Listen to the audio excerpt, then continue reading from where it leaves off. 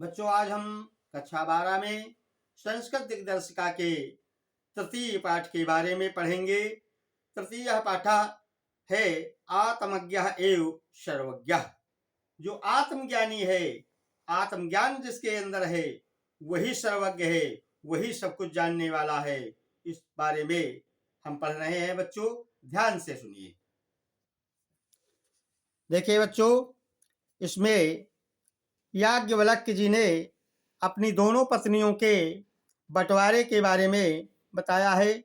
याज्ञवल्क्य जी के दो पत्नियां थीं, एक मैत्रेयी और एक कात्यायनी, जो भरद्वाज ऋषि की पुत्री थीं। याज्ञवल्क्यो मैत्रीम उवाच। याज्ञवल्क्य ने मैत्री से कहा। क्या कहा? मैत्रेयी, उद्यास्यन्नहम् अस्मात् स्थानादस्मि। हे मैत्री, अब मैं उद्यास्य माने ऊपर जाता हूँ। कहा? अस्मात् स्थानात्, इस स्थान से ऊपर जाता हूँ।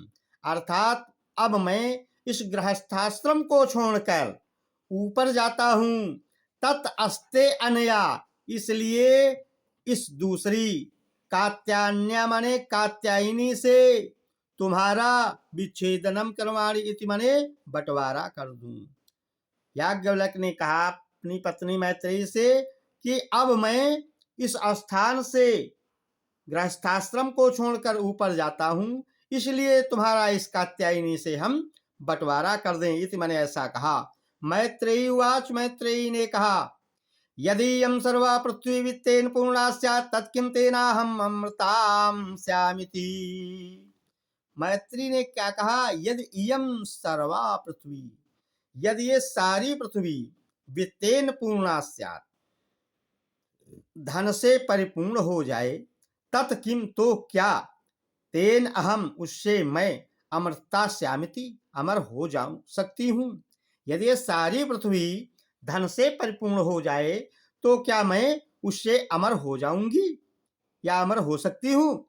याज्ञवल्क्य उवाच। नेत, याज्ञवल्क्य ने कहा, नेत नहीं। यथैव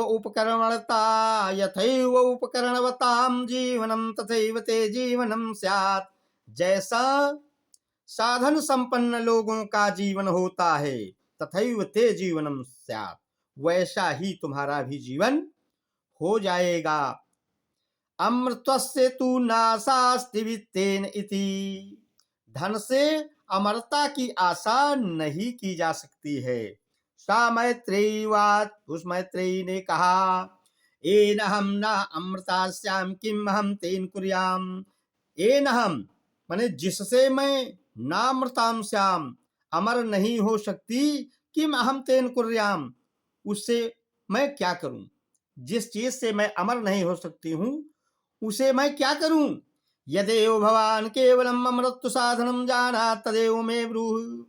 यदि आप केवल अमृता के साधन को जानते हो तो हे देव, आप मुझसे ब्रूहि मने कहो। याज्ञवल्क्य वाच। याज्ञवल्क्य बोले, प्रिया न हसती तुम प्रियम भासते। हे प्रिय, तुम प्रिय वचन कहती हो, प्रिय वाणी बोलती हो। ए उपविश, आओ बैठो। व्याख्या श्याम ते अमृत साधनम, मैं अमृता के साधन की को कहता हूं।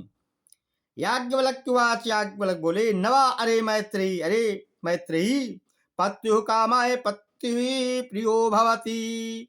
पति की कामना के लिए पति प्रिय नहीं होता है। आत्मनस्तु वही कामाय पति प्रियो भवति, बल्कि अपनी इच्छा पूर्ति के लिए पति प्रिय होता है। नवा अरे जाया कामाय जाया प्रिया भवति। पत्नी की इच्छा पूर्ति के लिए पत्नी प्रिय नहीं होती है। आत्मनस्तु वही कामाय जाया प्रिया भवति। और अपनी इच्छा पूर्ति के लिए, कामना पूर्ति के लिए पत्नी प्रिय होती है। नवा अरे पुत्रस्य वित्तस्य चे कामाय पुत्रो वित्तम वा प्रियम भवति। अरे पुत्र और धन की कामना से सबके प्रिय नहीं होते हैं, बल्कि आत्मनस्तु वही कामाय पुत्रो वित्तम वा प्रियम भवति। अपनी इच्छा पूर्ति के लिए पुत्र और धन प्रिय होते हैं। नवा अरे सर्वस्य कामाय सर्वम प्रियम भवति। सबकी इच्छा पूर्ति के लिए सब प्रिय नहीं होते हैं। आत्मनस्तु वही कामाय सर्वम प्रियम भवति, बल्कि अपनी इच्छा पूर्ति के लिए सब प्रिय होते हैं। तस्मात् आत्मा वा अरे मैत्रेयी द्रष्टव्या दर्शनार्थम श्रोतव्या मंतव्या निदिध्यासितव्याश्च। तस्मात् माने इसलिए, अरे मैत्रेयी, हे मैत्रेयी, आत्मा, ये आत्मा द्रष्टव्य माने द्रष्टव्य माने देखने योग्य है, दर्शन करने योग्य है, सुनने योग्य है, तथा मंतव्य माने मानने योग्य है, और निधि ध्यासितव्यम माने ध्यान करने योग्य है। आत्मनः खलु दर्शनेन इदं सर्वं विदितं भवति। आत्मदर्शन से ही निश्चित है, आत्मदर्शन से सब ज्ञात होता है। बच्चों, आज इतना ही पाठ पढ़ाएंगे, अगले दिन चतुर्थ पाठ के बारे में पढ़ेंगे। जय हिंद।